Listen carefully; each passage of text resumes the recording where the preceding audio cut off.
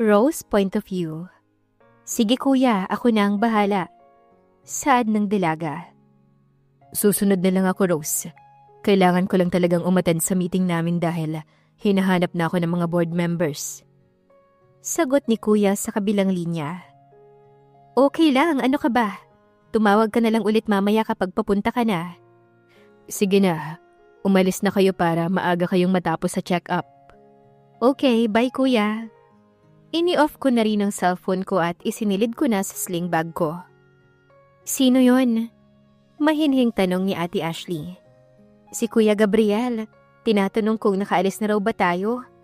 Maikling sagot ko. Okay, tara na ba? Oo, alis na tayo para hindi na tayo maabutan pa ng ibang patients. Sabay akay ko sa kanya palabas na ng mansyon. Alam naman ni Ate Ashley na magpapatingin kami ngayon sa psychologist. Nakapag-open up na rin siya sa akin at nasabi nga niya na nahihirapan na raw siya, na anytime ay baka mag-breakdown na lang siya. Isama pa raw na masyado niyang dinaramdam ang mga sinabi sa kanya ni Kuya. Nung aalis na dapat si Kuya dito sa mansyon. Okay lang naman sa kanya na magpatingin dahil wala naman daw siyang malalapitan. Kahit ang mommy at daddy niya ay ayaw niyang lapitan. Dahil ayaw niya ring sabihin ang tungkol sa pagkawala ng baby niya. Buti nga raw ay hindi pa tumatawag ang mga ito dahil nasa ibang bansa pareho. Simula nang mawala ang anak niya. Tahimik lang kami nang makasakay kami ng sasakyan. Si Jake muna na sekretary ni Gabriel ang kasama namin at siyang taga-drive. Nakatutok lamang kami ni Ate Ashley sa mga dinaraanan namin. Nang bigla huminto ang sinasakyan namin. Agad ko namang nilingon si Jake at nakita ko na may van na nakaharang sa harap namin at sinakop ang buong daan. What's happening? Kalmadong tanong ko kay Jake. Si Ate Ashley naman ay nakikiramdam lang. Hindi ko nga rin alam eh. Basta bigla na lang silang humarang sa daan. Sagot naman ni Jake at bumaba sa sasakyan namin. Nagbabaan din ang 4 na lalaki mula sa humarang na van. Na may kalakihan ng mga pangangatawan at may mga takipang muka. Kung tutuusin ay matikas din naman ang katawan ng sekretary ni Kuya. Pero kaya ba niya ang 4? Mabilis na kumilos ang 4 na lalaki papunta sa sasakyan namin. Habang si Jake naman ay hinarang ang katawan para hindi tuluyang makalapit sa amin. Hinawakan siya ng 2 lalaki para wala siyang magawa. Habang papalapit naman sa amin ni Ate Ashley ang 2. Ate Ashley, kahit anong mangyari, wag na wag kang lalabas ng sasakyan ha? Kinakabahan kong saad. Ano bang nangyayari? May kailangan ba sila sa atin? Natatakot na sabi ni Ate Ashley. Pinakalma ko siya sa pamamagitan ng paghawak sa kamay niya. Tawagan mo si Kuya Gabriel at kapag sinubukan nilang buksan ang pinto ng sasakyan, pigilan mo. Bilin ko sa kanya. Tumango naman siya habang namumutla at inilabas na ang cellphone niya. Ako naman ay agad na lumabas ng sasakyan para harapin ang mga humarang sa amin. Sigurado ko na ako ang pakay nila. Bitawan niyo siya. Ako ang kailangan niyo, hindi ba? Maanghang na sabi ko. Nagsitingin na naman sila sa akin habang si Jake ay hawak-hawak pa rin nila. Lumapit ang 2 sa akin na hindi nakahawak kay Jake, habang ako ay nakahawak ng mahigpit sa pinto ng sasakyan. Totoo nga ang sabi ni boss na buhay ka. Akala ko talaga gawa-gawa niya lang yun. Ang galing mo ring babae no? Nagawa mong magtago ng ilang taon at palabasin na wala ka na. Nakangising sabat ng isa. Alam mo ba na galit sa'yo si boss, lalo na ngayon, kasi nabilog mo na naman ang isipan niya sa ikalawang pagkakataon nang magpanggap kang wala ka na. Lumapit pa ito sa akin ng konti. Wala akong pakialam sa boss niyo. Kasalanan niyo yun dahil nagpadala siya. Walang sabi-sabi ay hinila nila ako. At sa lakas ng puwersa, ay nabitawan ko ang pinto ng sasakyan. Bitawan niyo siya! Sigaw ni Jake na pilit kumakawala sa 2. Pero nakatikim siya ng ilang suntok sa muka. Pero pilit pa rin siyang kumakawala. Tinignan ko naman ang sasakyan namin na heavily tinted. Huwag na huwag sanang lalabas si Ate Ashley. Hindi bali nang ako na lang. Ayokong may madamay pang iba. Bitawan niyo siya. Sige na, sasama ko sa inyo. Huwag niyo na siyang idamay. Wala siyang atraso sa inyo. Nanghihinang sabi ko. Ramdam ko ang hapdi sa magkabila kong balikat dahil sa prasahan nilang paghila sa akin. Madali ka naman palang kausap eh. Sige, isakay na yan. Saad ng isa. Pero nakarinig pa ako ng isang tunog ng armas na galing sa isa sa apat na ito. Tinignan ko naman si Jake at napanatag naman ako na wala naman siyang tama ng armas. Akmang isasakay na nila ako sa kotse nang may biglang humatak sa aking damit mula sa likod.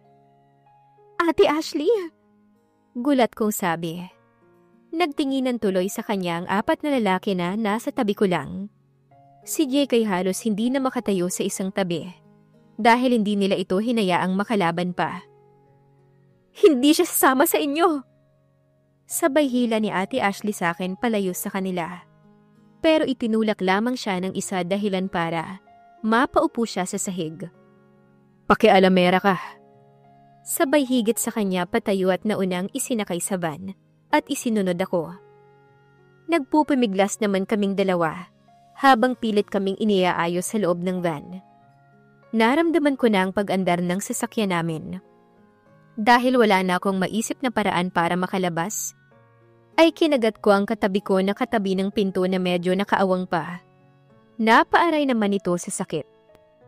Inuntog ko agad siya sa pinto at hinawakan ang kamay ni Ate Ashley. Nakatabi ng isa pang lalaki na pinagigitnaan namin. Lumundag ako para makalabas ng sasakyan. At hindi sinasadyang nabitawan ko ang kamay ni Ate Ashley sa bilis ng pangyayari. Napaigik ako sa sakit nang bumagsak ang balakang ko sa lupa. Sa lakas ng pagbagsak ko. Ayos ka lang? Pagod na tanong ni Jake, na ngayon ay nakatayo na at nasa harap ko. Hindi pa man kasi gaanong nakakalayo ang sasakyan kanina sa pinangyarihan. Puro pasa at galos na ang mukha niya. Sugat din ang labi niya at kilay niya. Si Ate Ashley, nakuha nila. Nag-aalalang saad ko. Kailangan natin silang sundan. Tinulungan niya akong tumayo at inakay ako papunta sa sasakyan namin. Wala man lang katao-tao sa lugar kung nasaan kami. Kainis. Dinig kong saad ni Jake habang nakatingin sa gulong ng sasakyan namin. Ang isang gulong ng sasakyan namin ay flat na.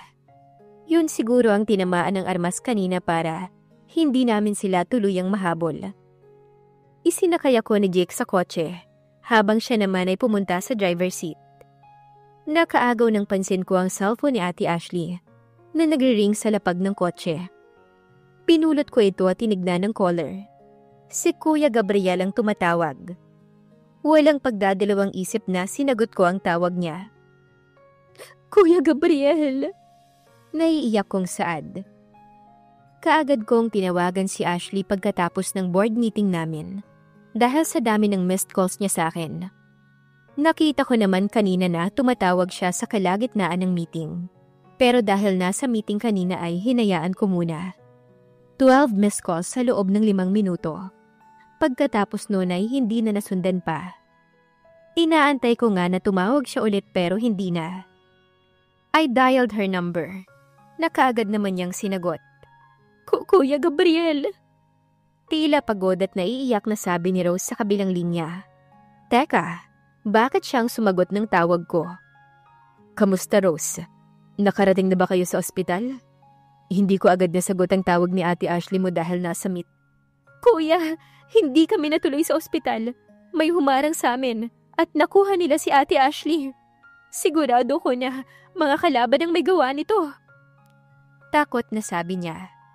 Napatayo si Gabriel sa swivel chair.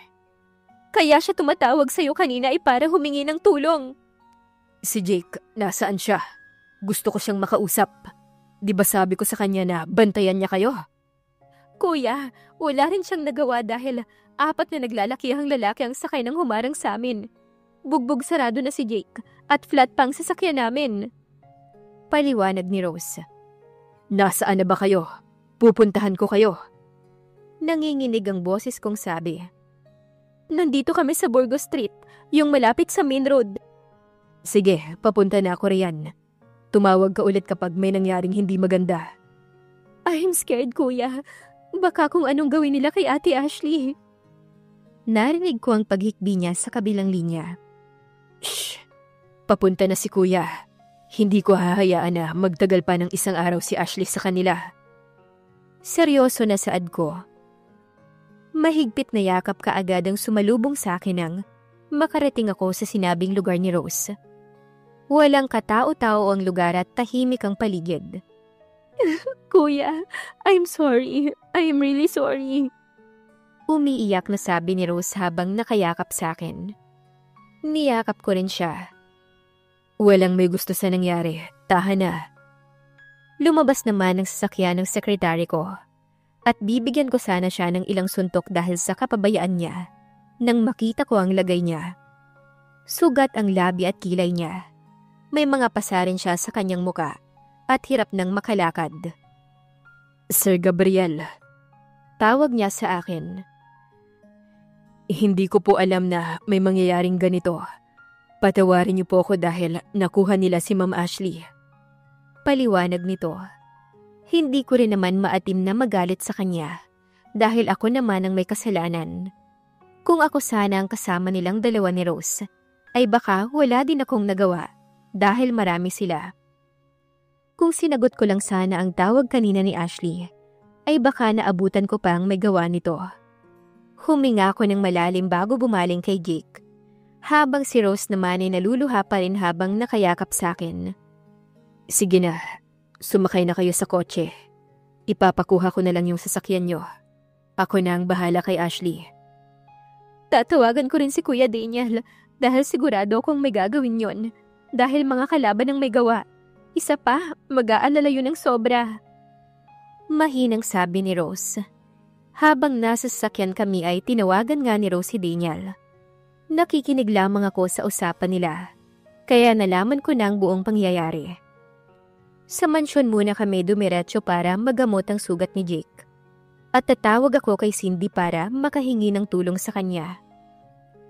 Sir, ang aga niyo ho yata. Gulat na sabi ni Michelle. Pakigamot naman si Jake. Sabay pakita ko kay Jake na nakaupo sa sofa. Diyos mio, anong nangyari sa'yo, iho? Gulat na tanong ni Manang Trining na napadaan sa sala. Manang, kayo na muna ang bahala sa kanya. Maya asikasuhin lang ako. Dito nyo na rin siya pakainin. At kapag hindi pa malakas mamayang gabi, ay sa guest room na lang siya patulugin. Sige iho. Teka, kamusta ang check-up ni Ashley? Dagdag pa niya. Napahilamos na lang ako ng muka. Hindi ko alam kung saan ako mag-uumpisang maghanap. Lalo na at naiwan niya ang cellphone sa sasakyan. May kumuha kay Ate Ashley man ng training. Kasalanan ko ho. Nagsimula na namang umiyak si Rose at nilapitan naman siya ni Manang para patahanin. Sige na iho, kami na ang bahala dito. Gawin mo na ang dapat mong gawin. Dali-dali akong umakyat sa office ko at tinawagan kaagad si Cindy. Wala pang 6 na ring ay sinagot niya na ang tawag ko. Hello Cindy, anong kailangan mo? Isang baritonong boses ang sumagot. Nasaan si Cindy Joshua? Ano nga ang kailangan mo? Naliligo pa siya. Walang kabuhay-buhay na sagot ni Joshua. Kainis talaga. Simula pa lang ay ganyan na makipag-usap sa akin ang lalaking yan. Masama po kung tumingin sa akin. Siguro dahil alam niya na may gusto ko kay Cindy noon. Tatawag na lang ulit ako mamaya. Pakisabi, tumawag ako. This is urgent. It's about my wife. Si Gabriel na rin ang pumutol ng linya. 3 araw nang nakalilipas simula nang makuha si Ashley ng mga nagtangkang kunin si Rose. Tumutulong naman ang mga tauhan ni Cindy sa akin sa paghahanap. Pero hanggang ngayon ay hindi pa rin namin matukoy-tukoy kung saan talaga nila dinala ang asawa ko. Lahat ng pinuntahan naming lugar kung saan ay akala naming naroon si Cindy ay wala. Ilang beses nang napagalitan ni Cindy ang mga tao niya, pero ganun pa rin. Naiintindihan ko naman na ginagawa naman nila ang trabaho nila. Pero hindi ko na alam ang gagawin ko. Kapag lumipas pa ang isang araw na wala pa si Ashley dito sa piling ko. Nasa gitna ako ng pag-iisip kung paano matatagpuan si Ashley. Nang may kumatok sa office ko. Si Michelle pala. Sir, may tumatawag po sa telepono. Yung mga magulang ni Ma'am Ashley. Gusto raw po kayong makausap. Sige, susunod ako. Yumukod pa siya bago umalis. Anong sasabihin ko? Paano ko magpapaliwanag? Sakto naman nung pagbaba ko ay hawak ni Michelle ang telepono at kausap ang mga magulang ni Ashley. Give it to me. Sabay lahad ko ng kamay ko. Binigay naman kaagad sa akin ni Michelle at umalis na rin sa harap ko pagkatapos. Hello, ma'am, sir. Pinagpapawisan ako ng malagkit habang hawak ang telepono. Hello, Gabriel. Maotoridad na sabi ng daddy ni Ashley. Yes, sir. Nasabi na sa amin ni Daniel ang nangyari kay Ashley. Paanong nangyari na napunta sa kanila si Ashley, ha? Galit na sabi nito pero hindi naman sumisigaw. Ako na ang kakausap kay Gabriel. Dinig kong sabi ng mommy naman niya. Iho, hindi na ako magpapaligoy-ligoy pa. Naikwento na sa amin ni Daniel ang nangyari. Pero bakit nangyari yon? Wala ka sa tabi ni Ashley nang mangyari ang pagkuha sa kanya at sekretary mo ang pinasama mo. Pati saan bang punta ni Ashley nun? Mahinahon lang ang pagkakasabi ng mommy niya. Just like her. Kainis. Where are you now, my wife? Ang sabihin mo kasi, wala ka talagang pakialam sa anak namin. Naikwento na rin sa amin ni Daniel ang mga kalokohan mo, simula pa lang kay Ashley. Kung sana sinabi mo kaagad na hindi mo naman kayang tagalan ng anak ko, ay hindi ko na sana siya pinilit na ipakasal sa'yo. Eh di sana, hindi na umabot sa ganito. Parang pinilipit ang puso ko sa sakit ng mga sinasabi ng dad niya. Sorry, sir. Wala akong pakialam sa sorry mo. Saan ako ikaw humingi ng tawad? Gagawin ko po ang lahat. Mapatawad lamang ako ng asawa ko. Halos pabulong kong sabi. Gagawin ng lahat, ngayon pa. Ngayon pa kung saan nakuha na siya ng mga Morales. Kaya ko nga siya ipinakasal sa'yo dahil alam kong hindi siya mapapahamak sa kamay mo. Ipinakasal ko siya sa'yo dahil alam kong mainit ang mata nila sa kanya. Mainit ang mga mata ng Morales sa kanya dahil siya ang nag-iisang tagapagmana ko. Akala ko hindi na siya makukuha ng mga Morales dahil ikaw naman ang humahawak ng ibang negosyo namin. Pero dahil sa kababayaan mo, nakuha pa rin ang anak ko. Tila gusto nang ibaba ni Gabriel ang hawak na telepono ng mga sandaling yun. Tama na yan, hon. Sabihin mo na sa kanya ang pakay natin para mailigtas ang anak natin. Narinig ko ang paghinga ng malalim sa kabilang linya.